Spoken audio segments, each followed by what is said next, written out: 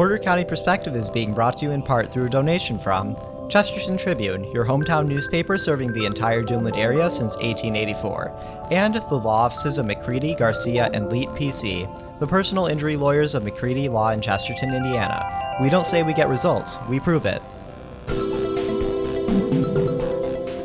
Welcome to Porter County Perspective. I'm your host, Hamza Sahli, WDSO News Director. Today, our program will highlight Emily Stratus of the Duneland Exchange Club and Mary Casca and Tom Kelly of the Westchester Bird Sanctuary. This program was pre-recorded. Welcome to Porter County Perspective. Today I'll be talking with Emily Stratus of the Duneland Exchange Club and about the upcoming April Child Abuse Awareness Month. Could you please introduce yourself and tell how you were involved with the Duneland Exchange Club? Sure. Hi, my name is Emily Stratus, and I'm the Vice President of the Duneland Exchange Club, and I've been a member for about 6 years now. Can you tell us something about the Duneland Exchange Club? Yeah, so the Duneland Exchange Club is about to celebrate 30 years. The Exchange Club was founded in 1991, the Exchange Club for Duneland. And it serves our community's children by offering programs and services that promote children's well-being in the community. How long have you been a member of the Duneland Exchange Club? I'm thinking it's been about 6 years for me now. When and where do you guys meet, and who can belong to the club? So anyone can be a member of the Duneland Exchange Club, any adult in the Duneland community. And we meet, it is the first and third Thursday of every month at 7 a.m. at Round the Clock Restaurant in Chesterton. But we also have various meetings for different goings-on throughout the year. What is the purpose or goal of the club? The purpose of the National Exchange Club, and then in turn the Duneland Club, is to raise awareness about child abuse and work towards the prevention of child abuse. Tell us about some of your successful projects in the past. Well, we are about to enjoy our 29th annual Duneland Exchange Club Talent Show, which is held in the Chesterton High School Auditorium. And the Duneland community really loves to attend this showcase every year. Another beloved award that we give away is our ACE Award, which stands for Accepting the Challenge of Excellence. And it's awarded to a Chesterton High School senior that has overcome adversity with grace and perseverance. Tell us about Child Abuse Awareness Month. So each club is encouraged to join the Believe in Blue campaign, which happens in April.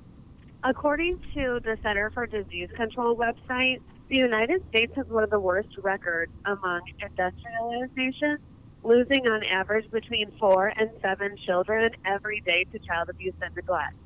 Actually, more than 70% of those children are usually 2 years old or younger. But blue is the color of the National Club, and that's the color that we use to signify the prevention and awareness of child abuse. And you'll soon see a lot of blue in our very own Thomas Centennial Park. I also wanted to mention quickly to watch for our banners around town because we highlight awareness, and we also give the 1-800-4-A-CHILD phone number for anybody to report abuse or neglect. Why did the Exchange Club choose to support child abuse prevention? Well, the members of the Duneland Exchange Club are all very passionate and loving individuals. We care about our each child in our community. We want to make sure that they have community support, whether it be for books or school supplies or even recognition and praise. We believe that each child is a gift, and our members want to make sure that our world is full of happy and healthy children. What is something that people may not be familiar with that could be good to know? Well, the Duneland Exchange Club also donates to the Chesterton Fire Department and the Chesterton Police Department. We love our officers and our firemen. They're very helpful to us with our community efforts, and we support them by putting donations toward the Sparky the Fire Dog suit, protective gloves, and also the baby box. And then also, I want the public to know that the Duneland Exchange Club helps fund the Body Safety Program, which is presented to each child in the Duneland school system. Why choose the Thomas Centennial Park as the site to bring awareness? Thomas Centennial Park is so beautiful. It seems central to the hub of our downtown area, and kids from different grade levels walk in and around the park when it's nice out. And adults that are walking or driving in town can't miss our banners and our blue pinwheels, so that's why we chose it. What other events is the Exchange Club participating in? Veterans Matter is another program that the Exchange Club is very proud to represent. We collect donations, and that helps pay for housing for our nation's veterans, usually for the security deposit, to get them into a nice new home. Can you donate to the Exchange Club for Child Abuse Awareness Month? Absolutely. Anyone is welcome to donate to the Duneland Exchange Club for any cause that I've mentioned. All of the money is used to support our community's youth. And then, obviously, it can also go to the Veterans Matter program as well. Do you know if anyone else is doing work for Child Abuse Awareness Month? Not that I know of, but as the vice president of the Exchange Club, I encourage anyone and everyone to reach out to us, or, of course, to call that 1-800 number should they see any issues. Does the Duneland Exchange Club have any other fundraisers or events coming up in the next few months? If so, what are they, and when and where will they be taking place? Absolutely. Our Duneland Exchange Club talent show is on April 17th this year. The entry forms for the auditions are actually due on March 10th, which is next week. And they can be emailed to our club member, Judy Rue. And her email is rue51@gmail.com. We also have our Sweets and Styles show, which is a fashion show that's held on May 7th at the spa.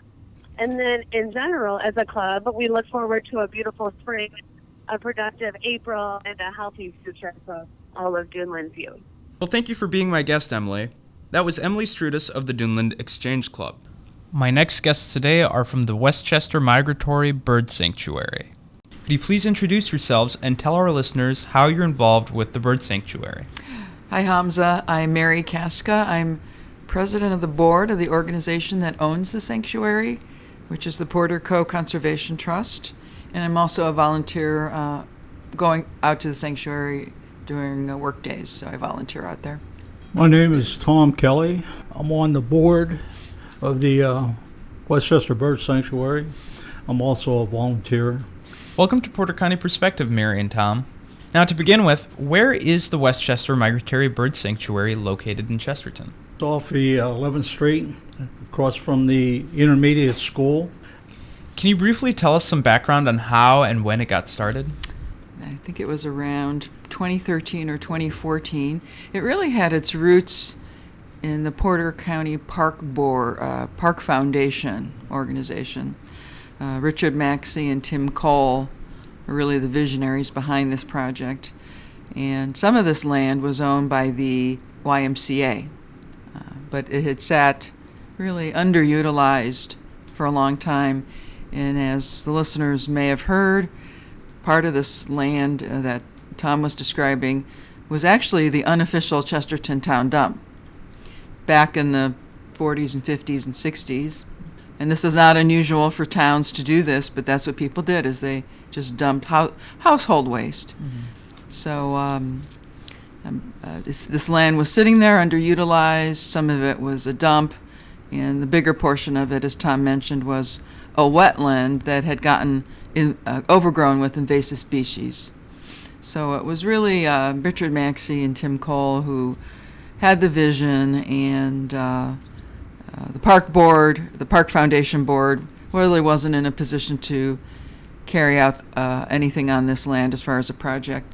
But Richard had a vision and thought that because Chesterton and this region is a migratory flyway for birds between North and South America, and Chesterton is considered a bird town. So he felt that this was a great location to develop a migratory bird sanctuary. And so it's been ever since about 2014 that we've been active working out there to develop the sanctuary. What progress has been made on the bird sanctuary since it was established? When we took it over, we installed a parking lot. We had building a trade, but helped build a shelter. That's a picnic shelter. We have had 2 gazebos put in. We have a observation deck put in, and we have a lot of participating from the Boy Scouts, as far as the Eagle Scouts, that is. We have established 2 trails, actually 3 trails, but the further north trail is not finished yet, and we're going to be working on that this year and hope to have that done. We also have a partial trail going along the Griffin Lake, which eventually we hope to extend that on further.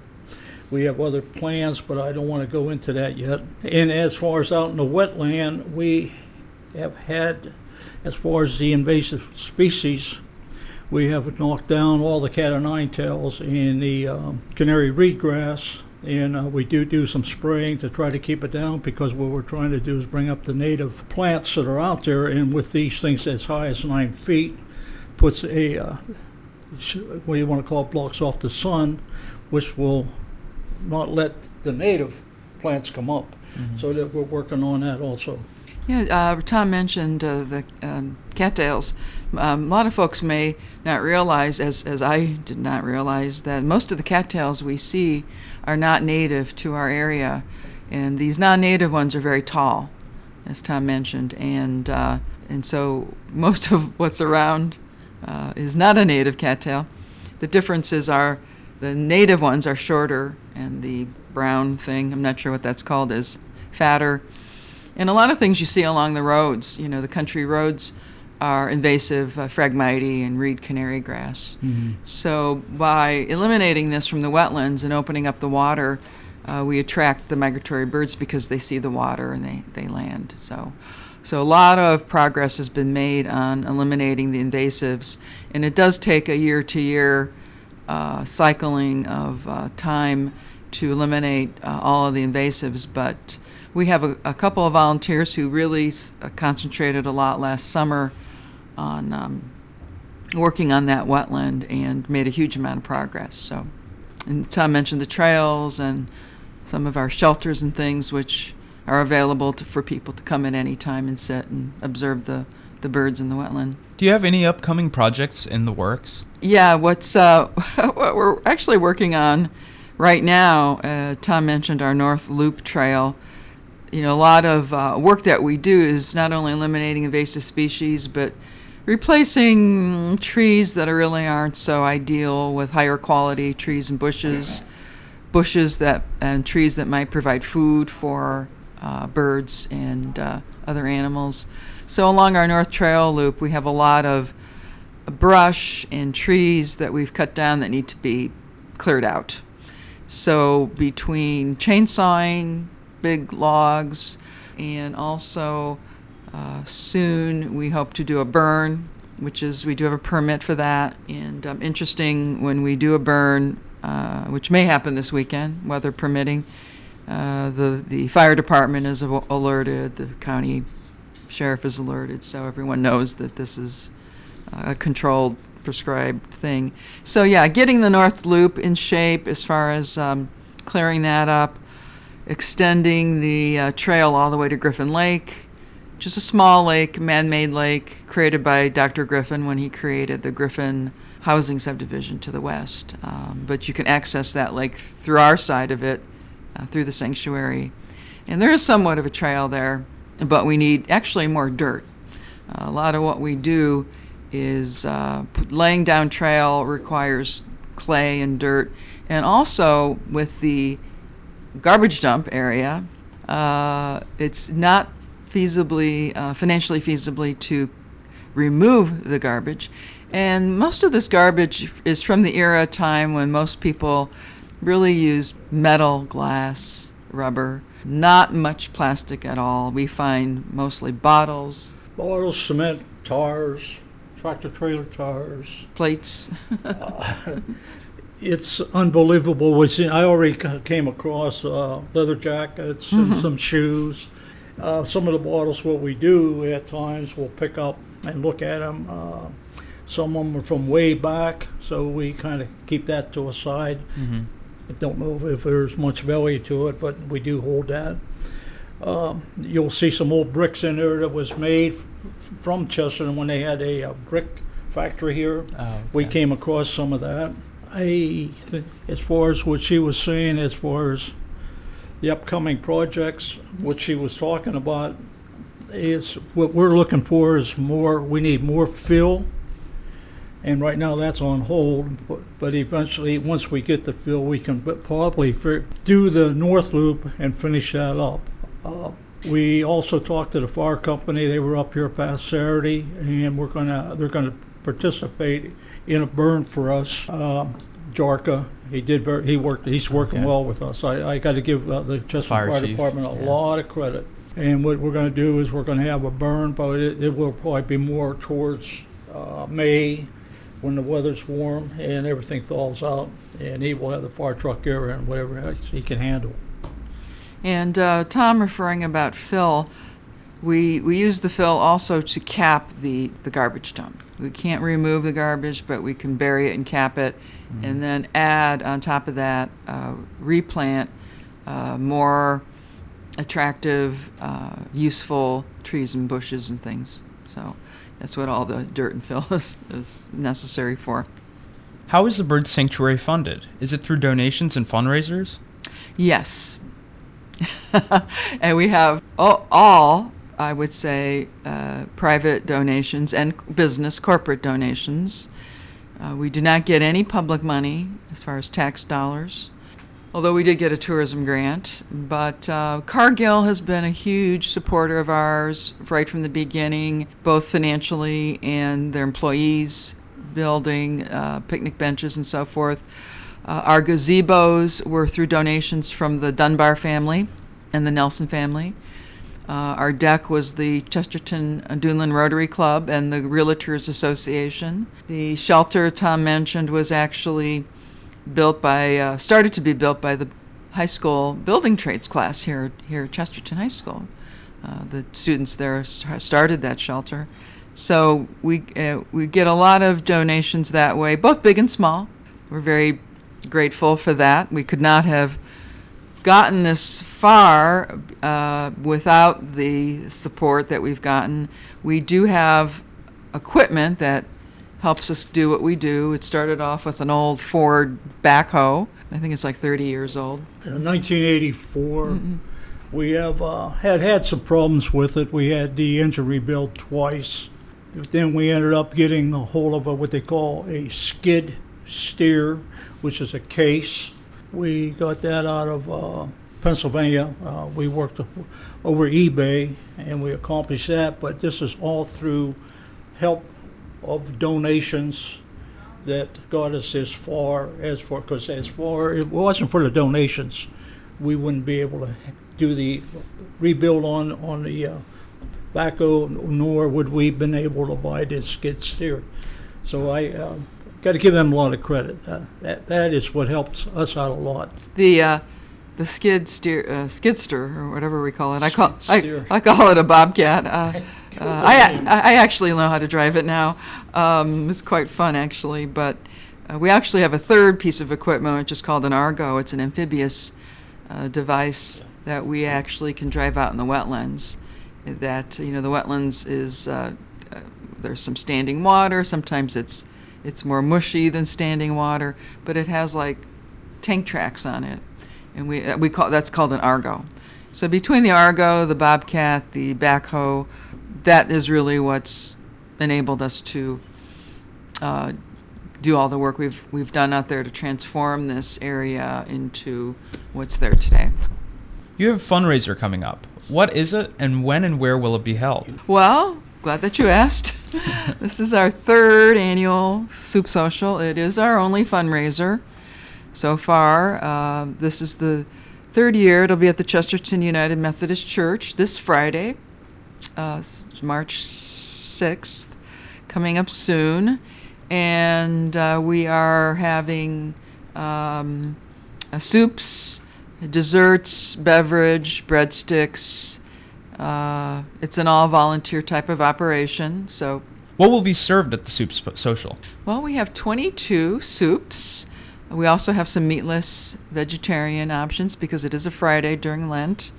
So there will be some meatless soup options. 22 is our all-time high so far as soup selections.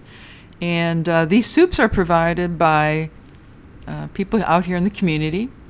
And they also will be providing some desserts, just cookies and brownies and that sort of thing.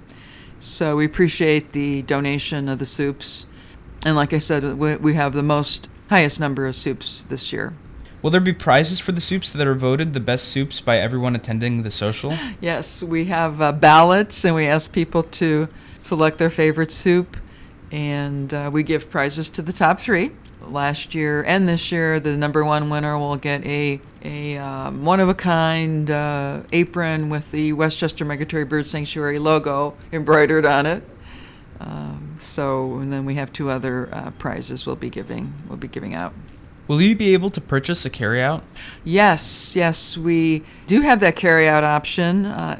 You'll be able to carry out in a soup cup with a lid, soup, breadstick, some dessert in a bag, so that if someone wants to take something home or deliver it to someone who can't come out, we'll give them a nice little kit in a bag. They can just walk out with 1 soup and breadstick, dessert. Do you need volunteers to help with the event? What do you need them to do? Yes, we need volunteers. We do have some volunteers lined up. During the event itself, which is from 5 to 7 at the church, United Methodist Church, just kind of keeping track that the tables are cleared and cleaned, and we do fill our breadsticks on the tables, or our baskets of breadsticks on the tables. Those will need to be refilled. Just kind of making sure everything is running and everything is kept clean, that sort of thing. We also have a setup period from about 1 to 3 or so where we have to set tables up and chairs and signage and that sort of thing. So if someone wants to come out at about 1 o'clock and give a hand at that, we'd appreciate that. And then also there's the cleanup and breakdown. We have to put the hall back in shape the way that it was when we found it. So, set up, breakdown, we could use some help with that. What will the money you raise at the Soup Social be used for? Well, primarily 2 things. One is to what we're calling replant or reforest the sanctuary. We are interested in buying trees that are somewhat already established, and those are trees that could be 8-10 feet tall. They might have a diameter of 2 inches or so. Those do better for us, because if we plant what they call the little whippets, looks like a little stick, they're not a match for the deer. We cannot protect them from the deer, but the older trees, and they cost more. And we also like trees that maybe will have some color in the fall, just to beautify the area. Bushes that might be berry bearing, so that provides food for the birds. So it's that sort of thing we'll be putting the money towards. And then also with the fill that Tom mentioned, we don't necessarily have to pay for the dirt, but we have to pay for the transportation. Mm-hmm. So transporting a load of dirt could run about $100 a load. Okay. And our estimate is that we need about 50 loads of this dirt. Mm-hmm. So we've been able to get dirt from Porter County Highway Department. They've been very helpful. But we want to be able to, if we have to, pay for transportation. So the funds will be used for that. Mm-hmm. Where can you get more information about the Westchester Migratory Bird Sanctuary? Well, we have a website called westchestermigratory.bird.org, and Facebook. We're on Facebook. We have a couple of people that are involved with us who are volunteers who go out and take wonderful photographs, and a lot of them are posted on Facebook of birds. We know there's been some bird counts out there, and it's 50, 60, 70 different kinds of birds. Indiana Audubon has done some bird counts. But some of our volunteer photographers have captured and have posted a lot of the bird photos on our Facebook site. Who should someone contact if they wish to be a volunteer at the bird sanctuary? They could call me. My mobile number's 219-808-2700. Just give me a call, and we'll arrange something for you to do. Do you accept donations to the bird sanctuary? How can someone make a donation? There's probably at least two good ways. You could go to our website. There's a donation button. You can donate through PayPal, or you can send us a check to our post office box here in Chesterton, Post Office Box 797 in Chesterton, 46304. So we accept checks or the online through our website. Is there anything else you'd like to say about the Westchester Migratory Bird Sanctuary?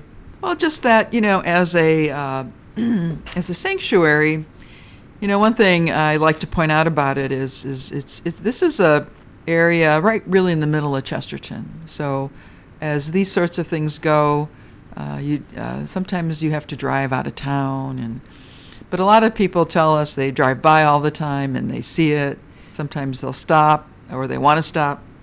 So I think it's accessible. It's really accessible to people. It's on a street that gets a lot of traffic and visibility. So we really feel that it's not just a sanctuary for migratory birds and other kinds of animals and aquatic animals, but it's also a place for a sanctuary for people. As we close, can you repeat the dates and times and place for the Soup Social? Yeah, the Soup Social will be this Friday, March 6th, which is coming up soon. It'll be from 5 to 7. Carryouts are available. It's a $10 donation, which is, I think, very reasonable. It's at the Chesterton United Methodist Church, which is at 434 South 2nd Street in Chesterton. And it's really off of Porter Avenue, right close to Calumet Avenue, the main street that runs through downtown. So this Friday, March 6th, we hope you come out and have some hot soup. Thank you for being my guests this afternoon, Mary and Tom. That was Mary Casca and Tom Kelly from the Westchester Migratory Bird Sanctuary, who told us about the bird sanctuary and the Soup Social that will be taking place Friday, March 6th. That concludes our Porter County Perspective program for today. This program was pre-recorded. It will be rebroadcast tomorrow at noon. Thank you for listening. Hope you'll tune in next Thursday afternoon at 4 p.m. for another edition of Porter County Perspective. I'm Sahli signing off. Porter County Perspective is being brought to you in part through a donation from Chesterton Tribune, your hometown newspaper serving the entire Duneland area since 1884, and the law offices of McCready, Garcia, and Leet PC, the personal injury lawyers of McCready Law in Chesterton, Indiana. We don't say we get results, we prove it.